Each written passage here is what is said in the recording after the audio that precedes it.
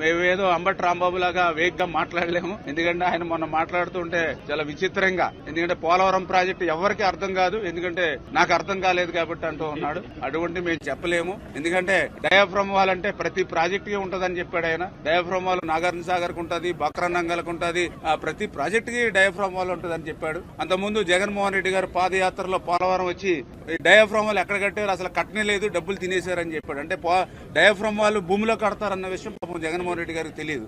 అందుకని పైకి ఏం కనపట్టలేదు, డయాఫ్రమ్ వాల్ ఎక్కడ కట్టారు, మొత్తం నీటిలో చెప్పాడు.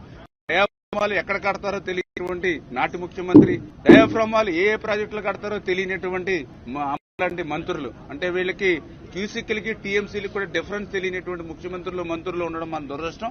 ఏమైనా మన దురదృష్టం కాదు, మన రాష్ట్రానికి దురదృష్టం. మళ్ళీ ఇవన్నీ కూడా 1 by 1 ఒక్కొక్కటి క్లియర్ చేసుకుని, ఇది మా మీద, ఎందుకంటే ఈ 5 years ఎక్స్పెక్టేషన్స్ ఉన్నాయి పబ్లిక్ నుంచి. ఆ